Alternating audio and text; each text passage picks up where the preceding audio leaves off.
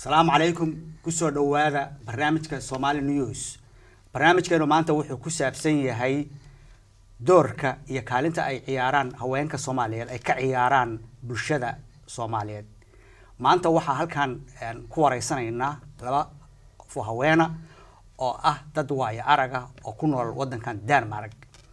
وحنا كليهين سعيدو ظاهر شوكة إيوه عنبر حاش نور oo labaduba ay ka socdaan ururka haweenka Soomaaliyeed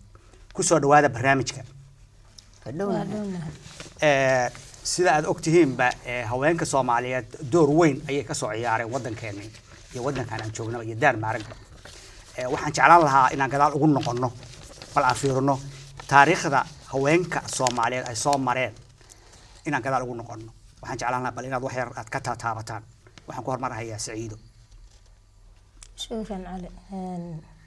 ورتا لا وحون هذا أنت أنكسو كوبي كرنا معها أورك ومعناها هوانك الصوماليات والله في دبرك بالشدة وحول بقى يتيرويهن قاسة ميل أي كهرين أورك معناها هوانك الصوماليات مجرتو وحواي صومالي أردن وحي بيكونوا لينا مكتير سنيهين وهوانك marxaladii ay soo mareen waa kala gedisan tahay midba mideeda kalena way ka dhibaato badneed marxaladii ay soo mareen qaasatan waxay soo mareen gumaysigii soo mareen Soomaaliya qayb weyn ay ka qaateen waa loo yahay qaar naftooda dhinta qaar xabsiyo u galay inta anaga taariikhda ku xusnay ma soo gaarin aniga laakiin sida taariikhda ay xusaysay ama aan aragnay ama intii nool oo aan soo gaarnay lagama sheekayn karo waa qaabkii gumaysiga Soomaaliya intay ka soo mareen wixii ka dambeysana de nolosha Soomaaliya waxay u badneed inta badan reemiye waxay ahayd hooyada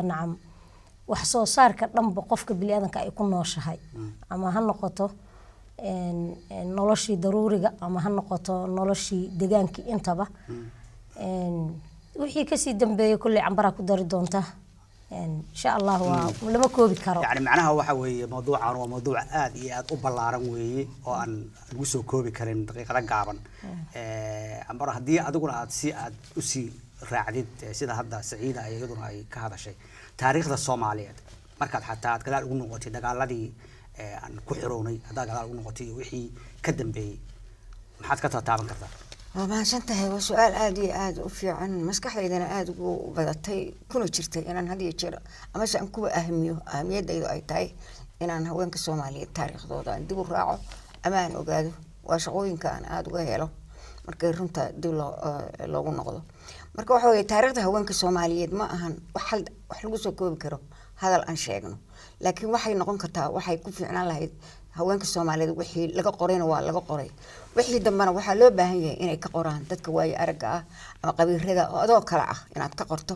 oo taariikhda haweenka aad soo saarto markaad qoraal ka heli karto oo tixraac ka helaysid haweenka Soomaaliyeed waxay ahaayeen lafdhabartii shaqada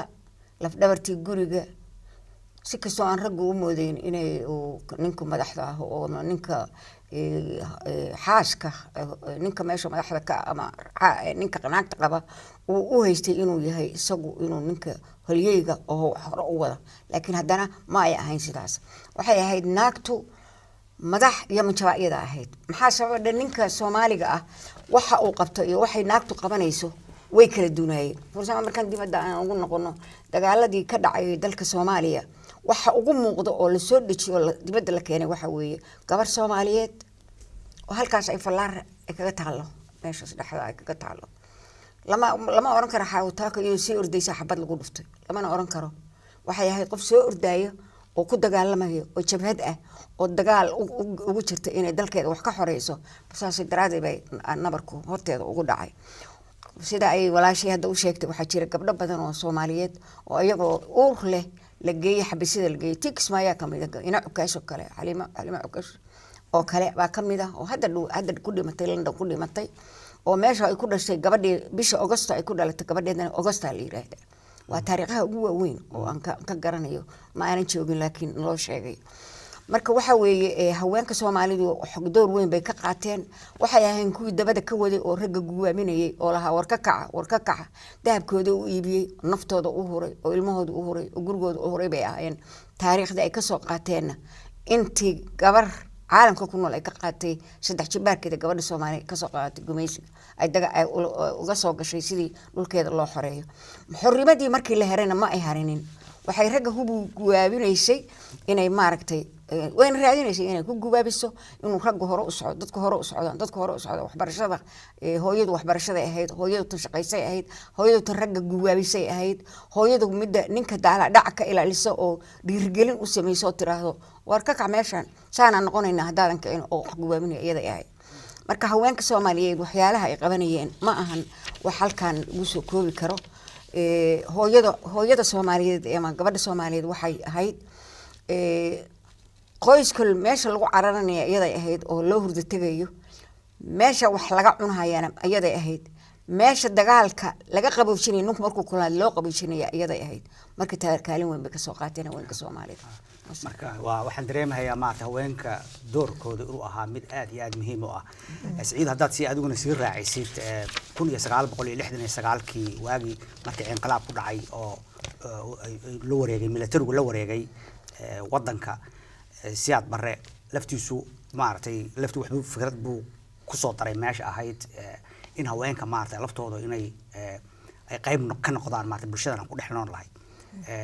maxaad ka taaban kartaan taariikhdaas ayada ah maartay bal sidee baa loo dhisay waxa jirtay maartay ururka haweenka ayaa la dhisay ka soo noqday run ahaantii yani u dhigmay maartay yani baarlamaanka wadanka inay galaan in kale ani hadda shaki baa iga jira bal maxaad ka taaban kartaan arrintaas Saciido ما سنت علي والله مركان كهضه أنا وحن سو جار الدولة دسيات برا لكن شقة كما قبلين معناها وحيابها اللغة المامو معناها دولة دي كعنك وحيابه وناك بدن وقبتي إن بدنا والدليله لكن أنا أهان مركان كهضلاي ما حسوسته إنه كدم بابنا مرة إنه دليل لها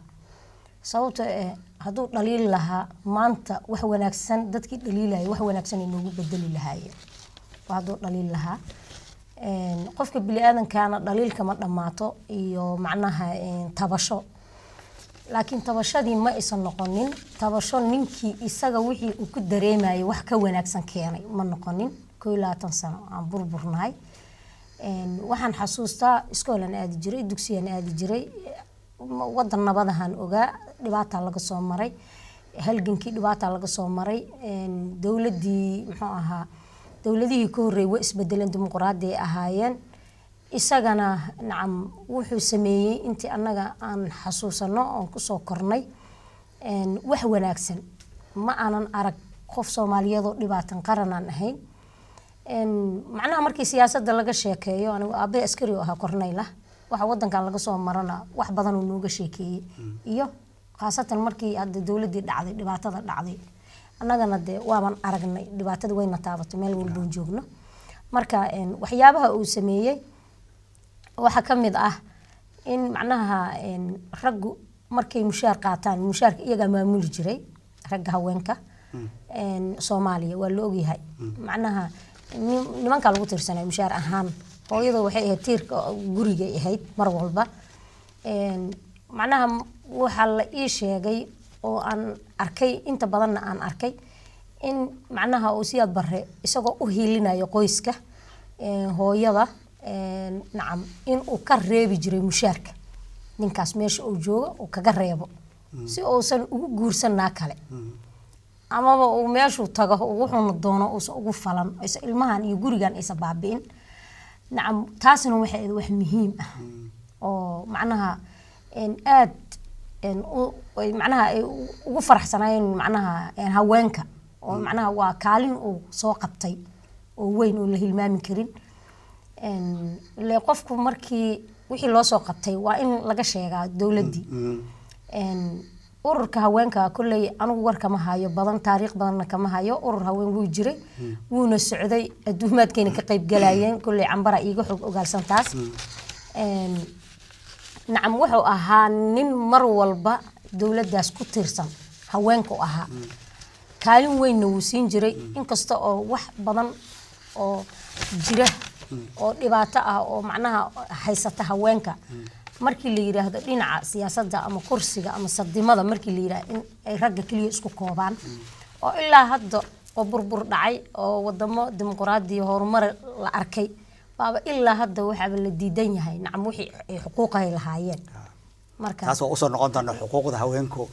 siday hadda yihiin xaaladooda say tahay ma hadda markaan gadaal hadda ugu soo noqdo isla arintaas iyada hadaan sii raacno yani waxaan ogahay ma ogtahay Ambaro inaad ahayd dadkii maartay doorka weyn ka ciyaaray sidii ururka haweenka Soomaaliyeed loo istaajin lahaa maxaad ka sheegi kartaa arintaas iyada horta ururka haweenku sida waxaad moodaa iyadoo naga yaro waxa naga sii yaray haddana inta ay ka taabatay baaba wax aad iyo aad importante u ah walaashay maamadayda marka waxa weeye ururka haweenku kaalin weyn buu ku jiray muxuu ahaa waqtigii kacaanka wuxuu ahaa maba jirin kacaanka ma leeyahay haddana haweenku jirin markii kacaanka ciidanka xoogga dalka Soomaaliyeed baa la sheegay laakiin ciidan kale oo xoog ah oo difaacayay buu ahaa haweenkuna ahaa ilaa intaas sanana inta badan soo gaarsiisay haweenka ugu badan maxaa jira hadii la yiraahdo degmada dhiirigelin la sameeyo oo hal la kiciyo oo dadka la wacyi gelin gabar bay ay wax gelinay hadii la yiraahdo iskoolada macallimiinta inta badan gabdhay ahaayeen haween baa u badnaa haween bay ahaayeen gabdhuhu waxay kamid ahaayeen farsamaan akademiyada dhaqanka gabar baa madax u ahayd oo joogtay waa dahabo muxuu ahaa dahabo faarax baa la yiraahdaa muxuu ahaa jaamacadaha gabar baa rectorka ku xigeenka ahayd oo joogtay muxuu ahaa wasiiray lahaayeen maamadaydu malaha ma ay xasuusna gudoomiyaha ururka haweenka Soomaaliyeed oo golaha ku dhaxabay baa jiray gudoomiye ku xigeenay lahaayeen anigu xogayaan ka ahaa oo 7 qaybood baan anigu aan kamid ahaa guriga aad aragtay oo ku yaala muxuu ahaa wataaka horteeda looga calaamad saaro maxamed siyaad barre ilaahay naxariistiisa uu albaabkeeda oo ka dhisay guriga weyn oo aragteen haweenka Soomaaliyeed iyaga garabkooda ku dhisay anigu waxaan kamid ahaa dadkii baaba uu aasin taqaata lacagta soo ururiyo ilaa 5 milyan 6 milyan inta ka soo ururiyo oo haweenku ay ku tabaruceen iyo raggu ay ku tabaruceen dadkii dhisay baan kamid ahaa wax weyn baa qabsooday gabdhaha wasiiray lahaayeen gabdho wasiiraha ku jiray reechi oo kale wasiir bay ahayd gudoomiyaha golaha dhaxa gabar baa ahayd noocyo badan bay shaqeynayaan gabdhuhu shaqo badan bay haysteen waa runteeda oo markii inta kacaanka ka horeysay lacagta waxa lagu xisaabtami jiray waxay ahayd xogaaga ninku soo qaato laakiin markii gabdhihii shaqo heleen oo gabdhihii iskoolada markay ka soo baxeen ay shaqo meelahaas ay ka heleen raggii iyo haweenkii shaqadii way qaybsadeen guriga shaqadiisina waa la qaybsaday dhaqaalihii gurigana waa la qaybsaday waqti fiican baa ay soo mareen marka haweenku laakiin waxaan ku leeyahay laaf dhaawarta kacaanka oo wax ku qabsaday oo inta ku soo gaaray kow ciidamada marka laga reebo xoogga dalka Soomaaliyeed xoogga dalka Soomaaliyeed haduusan jirin waxba ma jireen laakiin xoogga kale oo ugu weyn oo halka kacaanku inta ku soo gaaray haweenka Soomaaliyeed bay ahaayeen waxyaalaha ay qabtay mahadsantiin haddaan sii wadno wali yani doorka haweenku ay ciyaarayeen mid joogsanaysa ma ahan meel kastoo aad joogtaanba ama Yurub jooga ama Afrika jooga ama Soomaaliya jooga hadda Denmark baad ku nooshihiin yani waxaan dareemayaa maartay waxaad tihiin dadka yani ugu firfircoon oo hawlaha Soomaalida aad iyo aad ugu xariira yani markaad fiiriso wadankan Denmark hadda waxyaalaha ka qabataan iyo waxyaalaha fulisaan iyo dhibaatooyinka aad la kulantaan iyo waxaan jeclaan lahaa bal inaad wixii ka taabatan markan Denmark gudaheeda yani hawsha aad ka fulisaan iyo sida maartay xaaladiinu ay tahay Saciid horta way jirtaa waxyaabo badan oo guubaaba ah oo la sameeyo oo la qabto waana ku rajo weynaa wax badan in la qabto oo la qaban doono sababtoo ah markii hore dadka Soomaalida badanaaba waxoogaa waxa ay ku kala daadsanaayeen qof walba inta badan inaysan fahmin wadankii loo soo kala horeeyay maxaa qof walba waqti timid ururada waqti dambe iyo waqti hore intaba aasaasmeen marka aniga hadda qaybtii intii aan ka soo qayb qaatay wax badan ayaa la qabtaa sababtoo ah maalmo waxa la qabtaa iidooyin feestooyin ilmaha loo qabto marar qaarkood aan iskugu nimaadno qayb wacyigelin ah maxaan qabanaa maxaan sameynaa wadankaas ee ula qabsanaa waa laga wada hadlaa waxaas oo dhan inta badan waa la fahamsiisan yahay intii aan fahamsiisanayna in la fahamsiiyo waa badan tahay inkastoo cambare ay gudoomiye ka tahay ururkaas oo wax badan ay soo qabatay activity badan ay soo sameysay ay iga xog ogaalsan tahay marka way jiraan in badanna waa ku tala jirnaa in aan qabano oo ka faa'iideysano macnaha halgan weyn baad ku jirtaan laftiinu maartay xataa dadka Soomaaliyeed haweenka Soomaaliyeed dadka Soomaaliyeed gaar ahaan haweenka Soomaaliyeed oo aruurin lahaydeen isu keen lahaydeen yani amar walbana waxaad la kulantaan runaantii yani hor imaatin iyo arrimo waaweyn baa iska jira hase yeeshee wali maartay idinku culayskiina waa sii wadanaysaan haddaan su'aasha aan lafteeda aan sii wado ambar aan sii iyadan aan sii siiyo يعني سيدي بكو ما تهولها تكفل لسان ودن كان دار مارك مشاكل هوانكو وحيالها يفلني وكل دويني مركز أدوكو قبل مدانكي يدلكي أتكهد ليسو دان ماركي قبل الدوين كمان نقبنين وح قبل مدان دال دقن ودقن و ماملكي سو وكامل هيبان إلهينا كان ونين marka anaga u mid kaliya anagu aan la qabsanay waxay ahayd meesha ayaga ay wadeen baan kala qabsanay waan raacnay marka anaga waxyaalaha nalooga baahnaa waxay ahayd laba arrimood baa ay ahayd maadaama uu nagu cusbaa nidaamka iyo sharci muxuu ahaa xagga diinta xagga hawada iyo dhaqanka iyo dabeecadaha kala duwan oo aanu la kumanay awgeed haweenka intii wax fahmaysay waxay ku urureen meel isugu yimaadeen inay yiraahdaan sideen uga bixi karnaa ama sideen ula qabsan karnaa dalka aan nimid ilaa isku dhaqan ma lihin isku diinna ma lihin dabeecaduna qof walba dabeecad gaar u leeyahay dhaqan gaar isagu wato qoladaan dhaqan beelaya adigu dhaqamay si aadan dhaqankoodana wuxuu yeelin oodan taabanin dhaqanka iyagu ay leeyihiin kaagina aad u hirgelisid waxay noqonaysaa maskax bay rabtaa in lagu shaqeeyo qofkan difeetaha u geysan adigiina waxa adigu aad rabtay saad u marsato baan ka shaqeynay waxyaalaha anagu aanu qabanayna waxay ahaayeen waa wacyigelin sida gabadhu sheegtay wacyigelin war halkan waa nimid maxaan qabanaa maxaynu sameysannaa sheeyela xagee wax ka qabnay waxa ugu weyn oo markiiba 95 markaan ururkaanu bilawnay wuxuu ahaa inaanu bilawno waxaanu ogaanay in dhaqankii xumaaya gudniinku inuu daba socdo baan ogaanay taas oo soo noqon doona arrimaha guditaanka marka waxyaalihii aan qabanay baa waxay marka ka wadaan war dhaqan gelin maxaan dabeecadeen reebnaa dabeecadeen shaqaadana maxaan dadkan maxaan ka iibinaa maxaan sameynaa marka waxaan sameynaa waxay noqotay inaan niraahno aan isu keenno dadka daanish gabdhaha daanishka ah iyo gabdhaha Soomaalida hay isu yimaadeen ayagu wacyigelin hana siiyeen ayaga dalka qabiilka ah oo yaqaan ayaguna wana kaalmeynayeen annaguna waxay noo faraan waan fulinayna annaguna waxaan ku darsanaynay fikradeena aan dalkeena kala nimid yaan intii fiicnay inta xumay inta kana intii kale aanu soo bandhigayno inta seena marka waan kala faa'iideysanay shaqadu waa badan tahay ilaa Yurub baan gaarnay waxaanu noqonay maaragtay inaan ka mid noqono haween badan baan waxaanu safar geynay Finland baan geynay Holland baan geynay London baan geynay Sweden baan geynay haweenku marka waxaan sameynay marka dhaqamada kala duwan oo Denmark ka duwan oo Yurubta gudaheeda haweenku waan ka xaynay waxaan geynay haween kale oo Soomaaliyeed oo dalka degan markaas waxaan ka soo qaadanay wacyigelin ka soo qaadanay waan ku soo celinay dalka ayagana kuwoodii baa noo yimid marka saasaan ku wadnay saasa soo wadaagsataan man sida aniga aan dareemahayo yani waa mid aad iyo aad u wanaagsan weeye hawlaha aad runtii aad wadaan yani midda muhiimka ah waxa weeye inaad horta bal Soomaalida wacdi gelisaan maartay wadan kale qurba ay yimaadeen oo ka duwan wadankoodii ka duwan hab kala loo dhaqmaa haweenku yani sida yani fikradda laga qabo way ka duwan tahay anaga aan maartay wadankan markaan joogay aan ka qabnay in labada dhinac ba iska tustaan horta waa mid aad u wanaagsan oo maartay idinkuna Soomaalida idinku wacdi gelinay haddana aad Deenishka iyo bulshadan kale hadda aad magacawday oo wadamadan kale aad maartay aad iyaga laftooda aad u sheegtaan Soomaalidu saan weeye waxyaalaha ayaa jira maartay ay u baahan yihiin wax ka bedelaan marka aan bal isku afgaranno si aan halgan aan u sameeyno taas horta mid aad u wanaagsan weeye haddaan arrintaas ka sii socdo waxaan gadaal ugu noqonayaa hadda sida nasiib wanaag waxa dhacday wadankeennii Soomaaliya inkastoo 22 sano uu ahaa kusoo jiray halkan kusoo jiray oo dawlad la'aan uu ahaa hadda waxaa dhacday sanadkan aan ku jirno in maartay laga aasaasay laga abuuray dawlad oo baarlamaan laga sameeyay sida dastuurka loo sameeyayna wuxuu ahaa in 30% ay xubin ka noqdaan baarlamaanka wadanka ay ka noqdaan yani doorka haweenka horta la mid baan la yaabanahay oo ah yani sidee baa loo oran karaa haweenku 30 ha noqdeen 30% waan ognahay markaad fiiriso yani 50% way ka badnaan karaan haweenku marka maxaa loo oran waayay waan la yaabanahay anigu laga yaabay inaan maartay fikrad aan ka haysan sababtu daarab maarig baan ku noolaa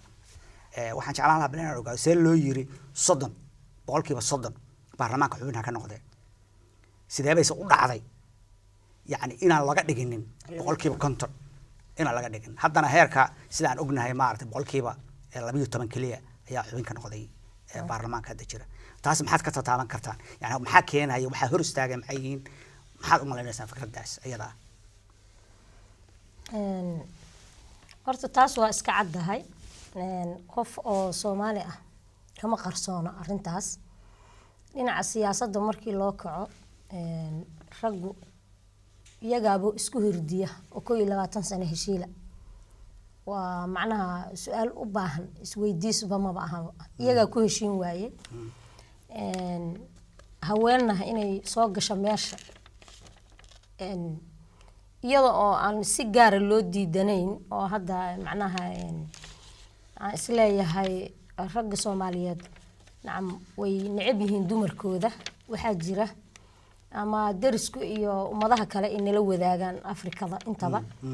in ay macnaha naaguhu ay badanaaba aysan ku lahayn markii la yiraahdo dhinaca xisaabtanka siyaasadda inaysan ku lahayn qayb weyn inaysan ku lahayn oo dad badan nala qaba qaasatan annaga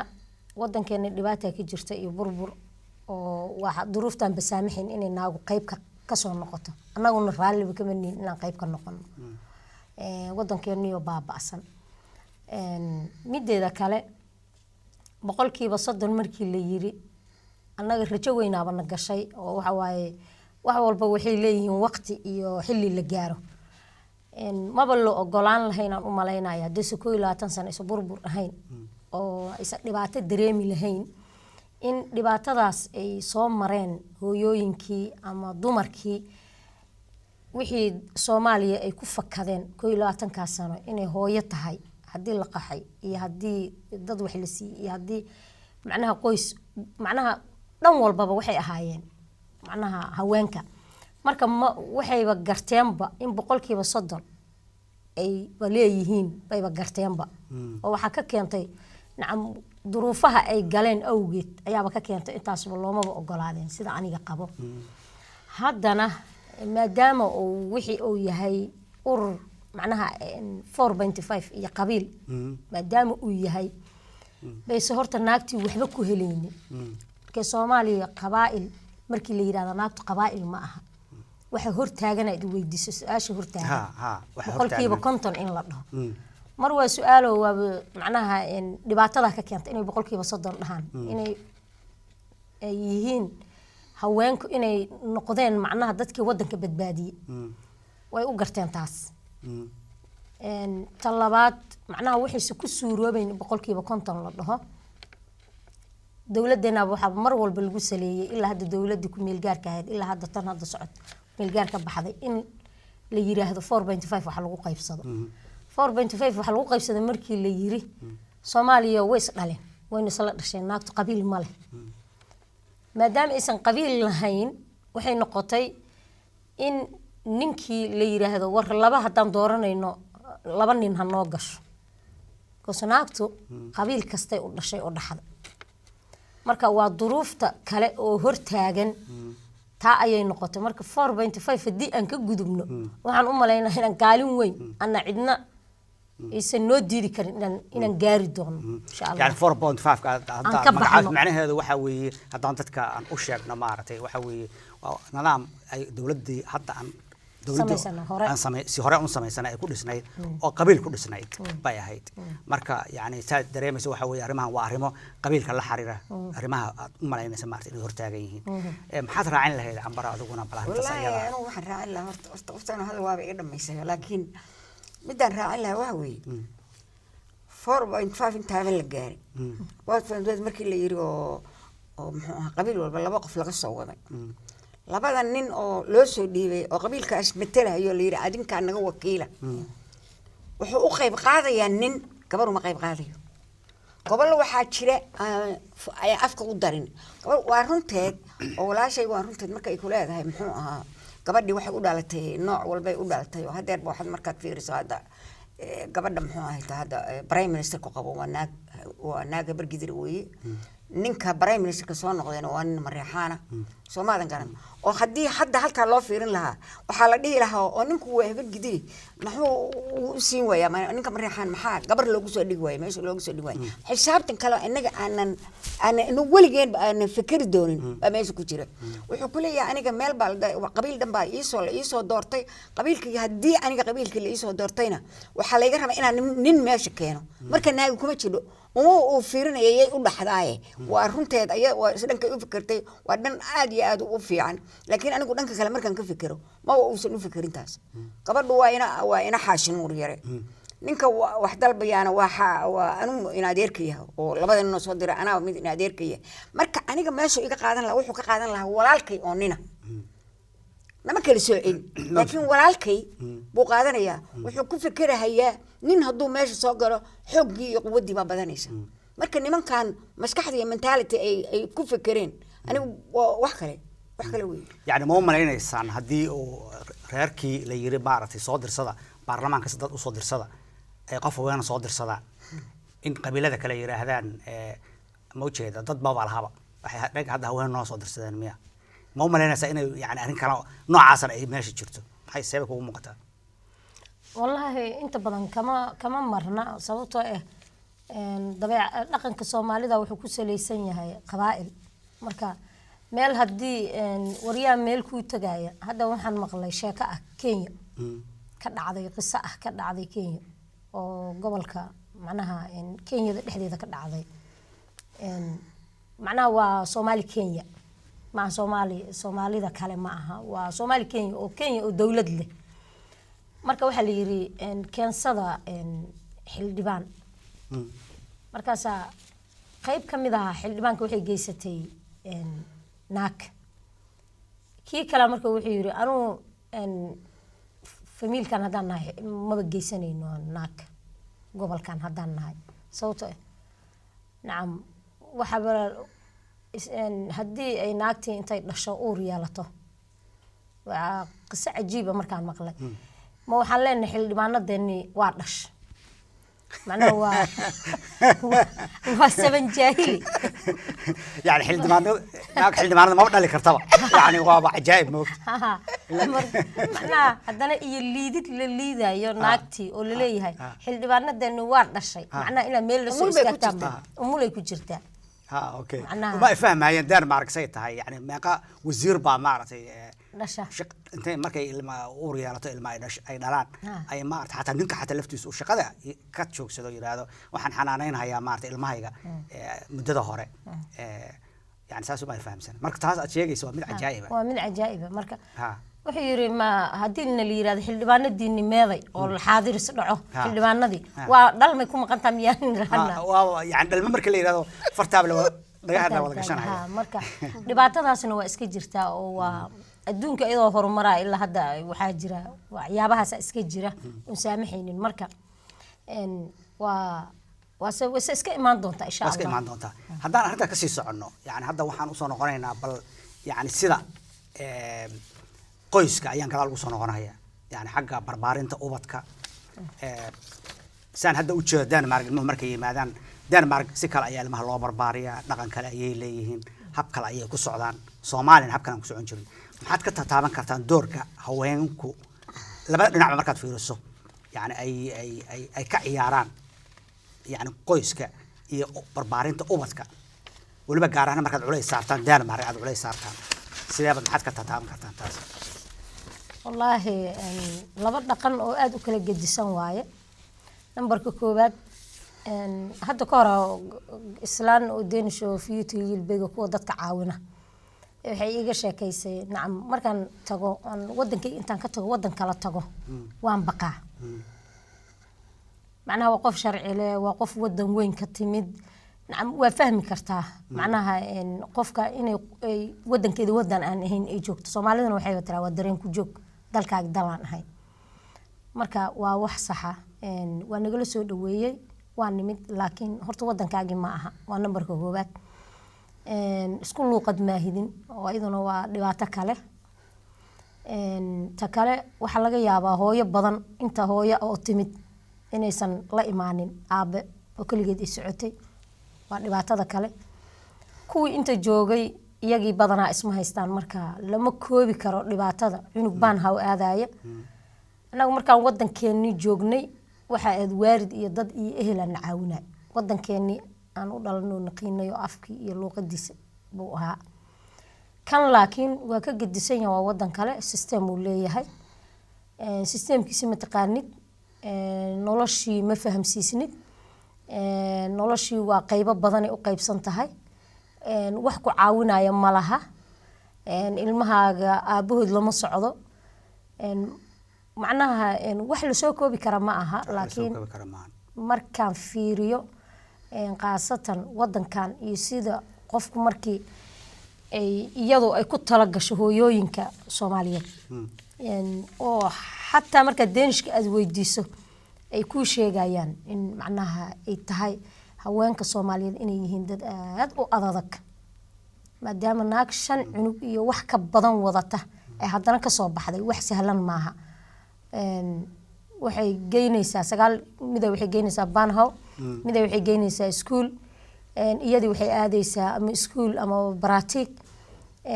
haddana waxay sugaysaa 3 wada inay ku kala keento qabooba dhacaya barafaa dhacaya hooyo male aaba male cid caawinaysa male ilaahay mooyee alxamdulillah haddana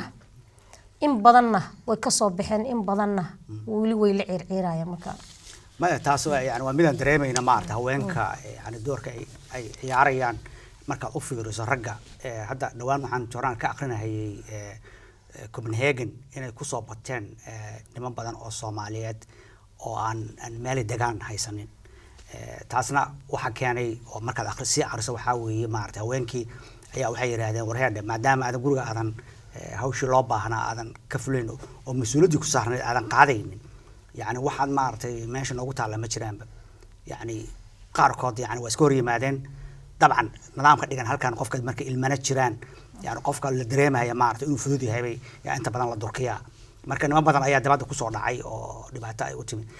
مركز تاه دام بال أي لفت يدان سيف يورنا يو مدة مركز سيف يورنا يدنا وبد كقارقات بربارين تمركز ترادي يعني waxaa laga yaabaa maartay inay dadka qaarkood halkan la qabsan waayeen moogta haweenka ilmaha qaarkood sida habkii loo barbaarin lahaa oo ay maskii ay door bideen in hadii wadankii inta loo dhoofiyo xaq lagu soo barbaariyo la soo celiyo hadda maalinta xalay television ayaa ka fiirsanayna maartay ha gabar Soomaaliyeed oo maartay soo noqotay oo yani xaq inta la geeyay looga soo tagay yani taasna waxa weeye maartay waa wax yani aan aad iyo aad uga soo horjeedno oo aan maartay hadaan ku noolahay bulshada daan maarag aan ku deganaan ka soo horjeedno bal taas bulshada markaad qoys gadaal ugu noqotid iyo ababinta ilmaha yaayna maxaa iyadana waxa weeye ilmaha horta dhaqankan u ababsanay iyo dhaqanka idinku Denmark u ababsato waa kala labo sidaan u ababsanana waa isku hal hadaad fiirso markay hooyo walba ama Danish ahaato ama American ahaato ama Soomaali ahaato isku sibay laxowgii ilmaha u qabaan isku sibayna waxay u jecel yihiin inay cunugooda hagaajiyaan taan isku saas u raba Soomaaliduna saas ay u rabtaa qof walba oo Ilaahay abuuray saas u raba markay adaa dhalay cunugaaga adaa dhalay mashaakilka hadda jira wuxuu yahay waxa ugu hadda ugu aan dareemayna waxa weeye waa kala duwan for example markaan soo qaadano gabadha marka gabadha wiil iyo gabar marka Soomaalidu ay guriga u joogaan wiilal iyo gabdho wiilashu waxay si toos ugu xiran yihiin aabi gabdhihiina waxay toos ugu xiran yihiin aad ugu xiran yihiin hooyada isla markaas waxay sameeyeen discrimination waxa jira wiilkii waa kan aabihiisa amar siinaya halka hadaadan marin aday ku jirta halka hadaadan saas weey waa dhaqan gabadhuna hooyadeedii ka dambaysa wiilkuna odaga buu ka dambeeya qodobka labaad waxa weeye anagu dhaqan waxaan leenahay gabadha iyo wiilku labaduba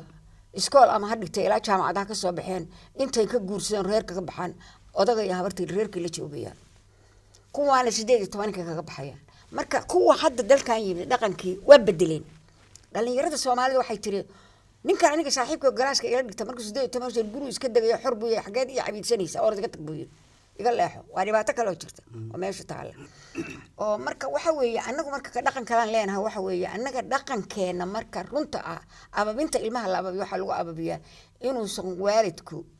ilmuhu markuu guriga soo galo oo yimaado qofka isaga ka weyn oo u dhaho ama eedo ama habar yar ama waxaas buu dhahayaa ama ayay waxaas u dhahayaa meesha daanashku run ahaantii ayaan waxna uga dan lahayn dhaqan xunna ahayn iyaga dhaqankooda wuxuu oranayaa keesba yoonis bale buu dhahayaa ma dhahayaan qoladan waxaa lagu qasbay inuu yiraahdo tarbiyadda la baraa waxay tahay qofka kaa weyn waa eedada waa abtiga waa adeerka waa eedada waaba qof waaba la baray saasaa lagu tarbiyay taasku kuma tarbiyaysan taas gabadhana guriga kama baxdo oo guri kale istay soo ishaartay ma geli karto markay gabadha Soomaali tahay gurigoodaas ay ku weynaanaysaa 30 gaar 20 maalinta in guursado buu gacanta qabsada waa la dhaqaaqa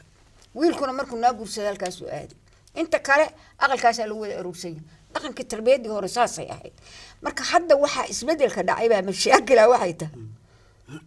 dadka halkan yimid ma ogola gabadhi xal hadlayso kale waxaan jeclaan lahaa bay tiri in maaragtay walaalahayga maqan la ii keeno in la keeno halgan bay ugu jirtaa walaalaheeda in la keeno marka waxaan soo arkay bay tiri dib rafaad baan soo arkay rafaad aan Denmark ku arlay daaris bay ku indha furtay ma ogta ayada xagga anagu xasal wax nala ma laakiin ayada dhibaato weyn oo xooga bay ku inaysa ilmaha inta la geeyo la soo dhaqan celinayo dib bay ku noqonaysaa aad bay dhib u tahay maxaa sababta isagoo wuxuu ama halkaan lagu dhalay ama isagoo laba jiro halkaan la keenay marka meel kale oo wax kala geyso inuu confusion buu qaadanay oo madax wareer ba ku dhacaya marka uu bedelmaya dhaqankaana waa ka tagay kan kale waa ka tagay meel dhex u galiya marka ilmuhu inay dhexda galaan lama rabo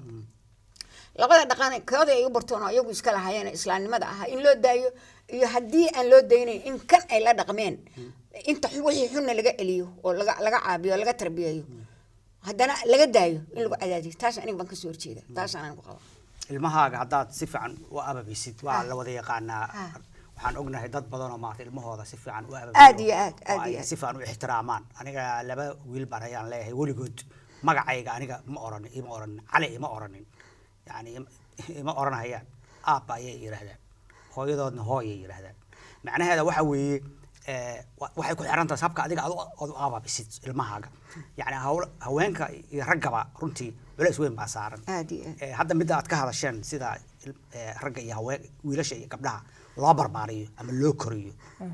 يعني markaad fiiriso waxaad ogaan kartaa maartay gabdhaha in culays weyn la saaro raggii yani awoodii ay lahaan jireen malaha markay Denmark ay degan yihiin ayaga ayaa reerka ayaa madax u ahaan jiray xaq dhaqaalaha markaad fiirisid iyo xaq kastaba hadda xaq waxbarashada markaad tiraahdid gabdhaha Soomaalida ah iyo kuwa ajaanibka ah gaar ahaan markaad fiiriso waa kuwa ugu fiican oo la tartamaya gabdhaha Deenishka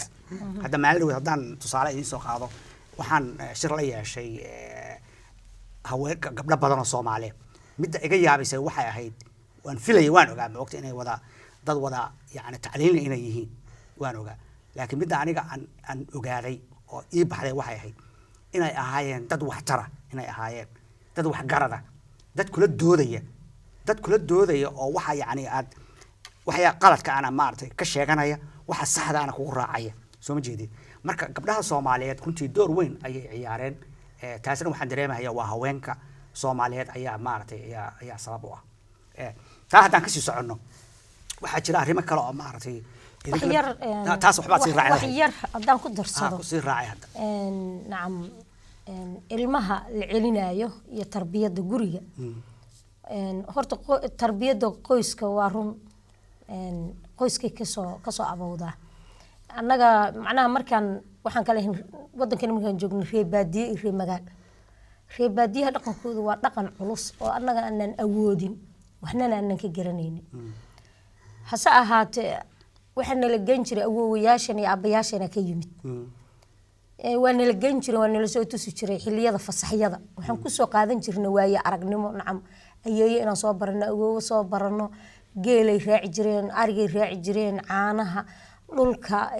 deegaanku suu yahay reerkii wax macnaha wax fiican ay ahayd inaad soo aragtid naloo soo hawa bedelo waxa ku soo hartay Yurub nacam qofka cunugiisa horta waa in oo asaga ay macnaha uu kalsooni siiyo cunugiisa nacam ma aha inuu gaal kala boqo annagoo wadano oo sacbada ku wadana ma aan halkan ku dhalna u nimid nacam mana ogolo Danish markii loo yimid in cunug anigu hadda ilmo badan aan keensado ma sha Allah waligay qof igu faragelisa ma arag nacam waxaan rumaysnayn ama aan rumaysnaan doonin ama aan rumaysnaan doonin نعم دينش عنق ugu haysta kelmadaas anu waan ka soo horjeeda qofkii lagu haystana aniga markaan arko cunug balanbalaya ama xun waa u damqanaya طبعا xuquuqda aadanaha iyo muxuu ahaa bil aadanimo markii la dhaho markii laga soo kaco Soomaalinimo iyo diin iyo Islaan marka laga soo kaco nacam qof bil aadan nacam xuquuqda ana markii la leeyahay markii dad waxba ka galin waxa la siiyay dhiman markii la qof loo damqanayo adoo kala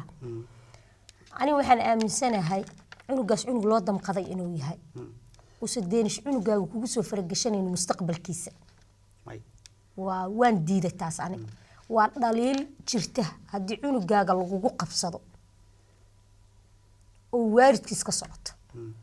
waa dhibaato oo cunugaasu qabo hadii ay taas u dhacdo waxaan kaloon qabaa nacam cunuga markii aad adiga si fiican u tarbiyeysatid oo aad haysatid ila cunugaaga wax ka jecel ma leh haddaad wadankii geynaysid cunugaaga waa inaad u geysid sidii baadiyihii markii nala geyn jiro kale inta macnaheedu waad aragtay xagga waalidkaaga iyo dadkaaga soo baro oo soo arag xagga wacyiga ka jira bal xaggaas waxay tahay iyo halkan waxay tahay isku arag cunugaagii oo kalsooni ka qaba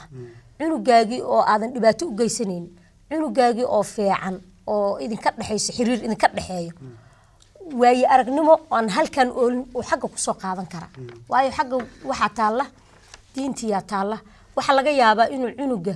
uusan fahmaynin ilaa xad macnaha waalidka ilaa pointiga uu taagan yahay ama dhibaatada hooyada Soomaaliyeed ay ka soo martay cunuga halkan keentay inuusan in badan dareemayna dhici karta markuu xagga tago oo labadiina isku kalsoonta aniga gabartayda han waday way jecelaysatay inaan mar kale geeyo sababtoo ah gabadhaydu waa la socday hoteelan la seexanay dadkeedan baray meel walba arkaysay Afrika iyo sida loo nool yahay wax macnaha qaabna way ku farxad oo way soo dhaweys qaarna waxay tiri may macnaha dimuqraadiyad ma aha deensha kaga fiican adoo wadana waa la timid waa la imid marka wixii wanaagsanna wuu soo qaadanay waan soo qaaday waan macnaha markaan geynayeen waan geeyay markaan soo noqonayn waan la soo noqon oo inay wixii ay soo aragto kuwaana u keentaan rabi kuwa kalena aan qaadi doono geyn doono marka cunuga markay saas tahay wax wanaagsan wuu soo qaadan wixii aan wanaagsanayna badanaaba oo halkan kaga wanaagsan taana wuu qaadanay because halkan waxa taala dimuqraadiyad inaan la isku xadgudbin been inaan la sheegin wixii diinti ahayd iyagaaba qaatay diintaadan xor baad u tahay Denmark markaa anu ma aaminsanay diinteeda inaan xor u ahayn Denmarkan jooga diinteeda xor aan u ahay waligeyn cunugay kristan ma faragashan kara male ma balay ku faragashan ma taas horta waa mid aad iyo aad muhiim ah taa hada taabanaysa waa mid yani ay ka dambayso maarta arrimahan hadda aan ka hadlayna anagu run ahaantii markaad fiirisid hadda aniga gaar ahaan hadda aniga fiiriso aniga walaashay baa soo korsatay hooyadayna raali bay ka ahayd walaashay inay soo korsato ayada ayaa marka soo korsatay ayada waxay soo bartay ayada heerka aniga aan gaarsiisanahay maanta gaarsiisay garanaysa yani uma qaadan kartid ma ogtahay ma oran kartid waxa loo diray in maarta la soo barbaariyo oo maarta halkaas loo diro ma ahayn macnaheedu hooyo iyo aabo iyo walaashay ayagu waxay ka ahaayeen maarta raali bay ka ahaayeen dabcan raali bay ka noqonayaan sababtu يعني ولا شيء أيضا نقالة هيسي أو مارتي لدنيض أو مارتي وحنا براتي أو حقرتي سال هذه قد يعني سوكرست مركز نظام كسات أنا أفكرنا يعني وقت كان يساعد لكن كدان مركز أفير السؤال هذه المهاجة مركز دتك الكوري تشينيسيد وحلو بهاي وح إن السكرة أو المهينة الأجين هذين دبعتك لشرين هذين دبعت شرطه طبعا واحد شرع شرعي بعمشان يشرب موقت مركز معناها مثل لقى عرها هي أو أنا عن روا ما تقول علينا وحوي إن قلت هاي المهاجي إناد إنتاد والضغط ملجيس أيجيو عبارة هي أتكسر تكتيد تاس وقلت وي مركز تاس وهنا هذا ونكسن وهي هو حندريما يا سومالد أنا كنتي أي كبر أروق الدونا هدي لا يراد سومالد أنا ما يسميها ما سميها وقتها مد أن فهمنا سومالد أردن ما هو حسميها وإن يربع مارت لنا هي مارت إن فائدة قارب يكون جوليس فائدة وين كجارة والمها أي حاجة كوها جاجان كوبرتان meel kale ay ku aagaan qaarna sida hadda aan laakiin waxaan aaminsanahay cali adaa ku watee inuu la qasbay inuu saxaga ku hagaageen inuu ka sii dara maahan anigu waxaan u sheegi lahaa qofkii rabta inuu cunugeeda hagaago cunug la qasbay ee la jujuubay xagga waxba u noqon mayso fikrad u noqon mayso waa cunug caqli leh oo halkan in laga qaaday og oo xagga qasab lagu geeyay qasabna lagu hayo ma u malaynayo kumana hayn karti xagga sababta waxa weeye bulshada dhan baa isu furantay markaad u fiiriso xagga telefoonada xagga internetka markaad fiirisid su'aasha daan ka socon waqtigii baan naga sii cararayaa su'aasha rabaa maartay inaan kusoo gunaanado waxa weeye Soomaalidu dhaqamo iyo caadooyin gooniya ayay leeyihiin Denmark markay yimaadeen yani dhaqankaas iyo caadooyinkaas waa soo banaan baxeenba soo ma jeedin marka bal hadda ambarabal aan iyada ku hormariyo arrinta guditaanka marka la yiraahdo يعني محاد يعني وحمية إسكاب بدلي إلى هذا أن كوتشنا لبا كون لبا كون لبا يطلنك أن كوتشنا هذا يعني حجابي حالة سمريسة إلا أن أورا وين بعد هوين هداتين كعيارتين روحانتي كقبتين لكن محاد إسكاب بدلي محاد والله واحد إسكاب بدلي وحوين ما إسكاب بدلي لان كاس عاد بقى إسكاب بدلين أنا قلت دلك دنمارك وحاني مدايده أو قبلها حتى يلا قاعدة مر ama se waxa bada jirtay in gabadha martaan dalka Yurub ama meelahaas la geeyay in markaas wax yar iyagoo yar la gudo oo arrimuhu saas u jiray marka anagu shaqada meeshan markaan imid aan ka bilaabo waxay ahayd oo Allah ugu koowaad dadka kuma naboodin oo maana orgudin baa jiro waa la idin xiraya iyo waa la idin lama dhihin laakiin waxaan sameeynay waa wacyi gelin waxaan irgudinku halkan waa ka mamnuuc buug yar yar oo baan faladay yar baan sameeynay haweenkii waan isugu yeernay wixii baan tusnay cunugaaga haddaad guddo aad meel geysid waxa baarahaya gabadha muxuu ahaa baanaha uga joogta ilmaha way kaa baaraysaa haddaad guddo iyo haddaad tiiqan jaruufada ku dhufatay kul waa la ogaanayaa marka wacyigelintii sida loogu waday wax weyn Denmark kama dhicin gobol way jiraan dalka Yurub meelaha ay wax ka dhaceen laakiin Denmark hadda waxa ilaa hadda wax ka dhaceen waxa weeye Copenhagen oo gabar Suudaan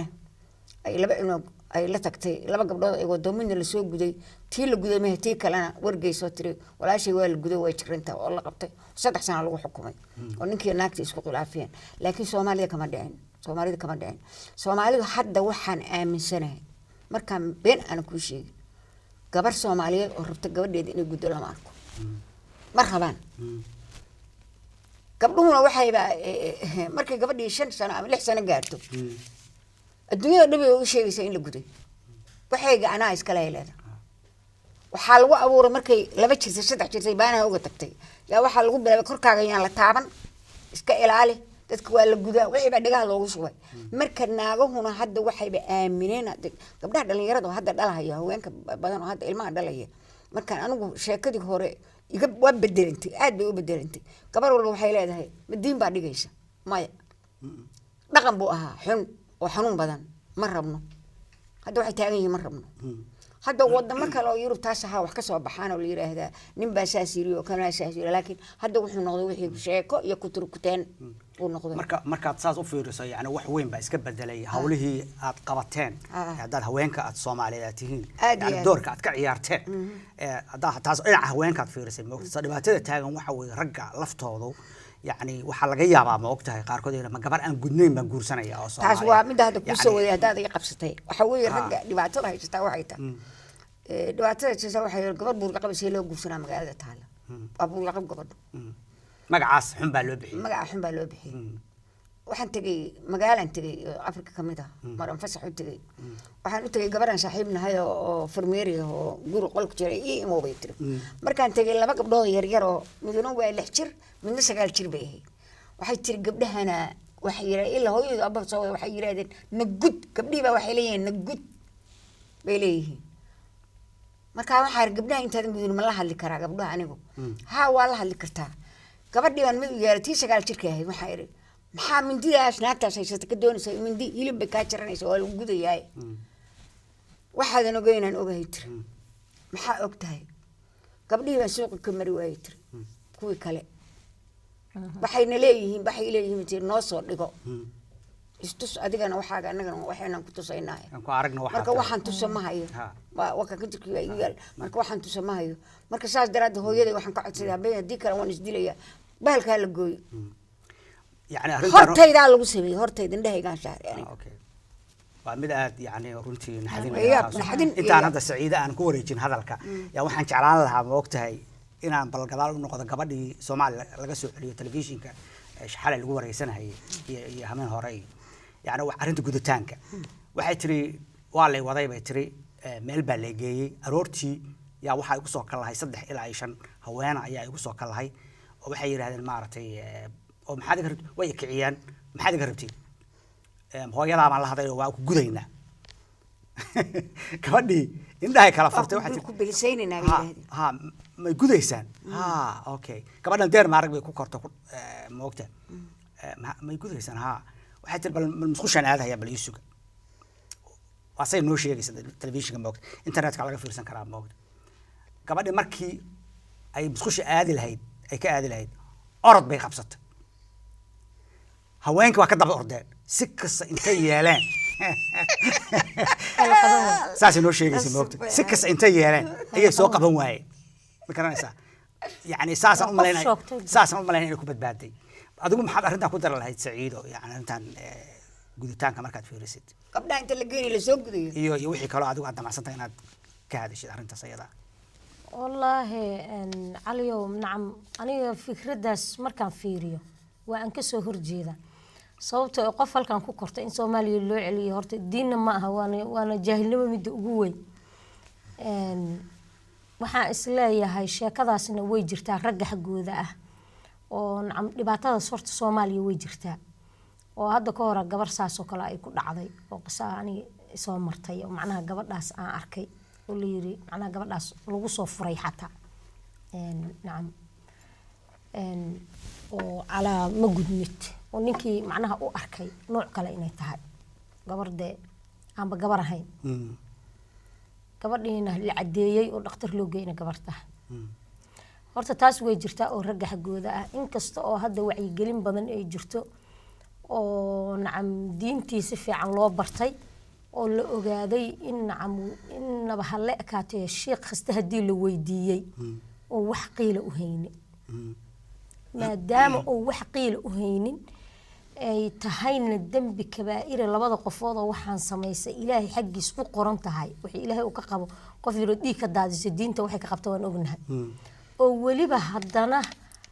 xibnaha ugu muhiimsan oo qofka bini'aadanka ay leedahay maalin television universal gabar aan ka daawaday waliba way kala jirtaa gudniinka baadiyaha iyo gudniinka magaalada population kala yiraahdo extinction marka waxa waaye taas waxayba ku salaysan tahay qof aad intaad meel iska dhigatay aad mid ku jirjiraysid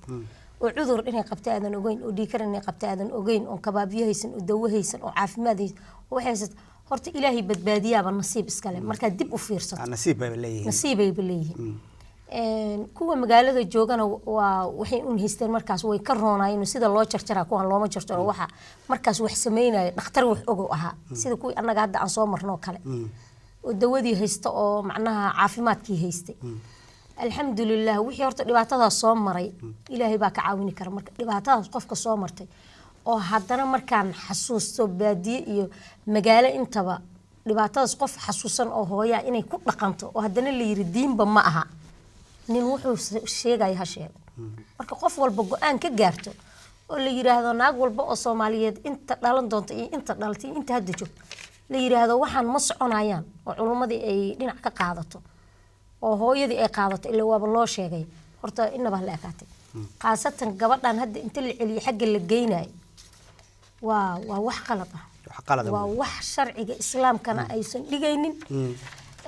barashar cunugeeda dhibaato ay ku sameynayso oo xadgudubana way tahay nacam wax macnaha marka u fiirsato nacam meel aad u leexin karta ma aha waa qalad macnaha qofkaas inay marka ay haysato diin iyo wacyi gelin intaba qofka noocaas ku dhaqmaysa waa in diin iyo wacyi gelin intaba la isugu dar anu saan aaminsanahay absolutely yani waxa way waqtigiiba ayaa naga sii cararhaya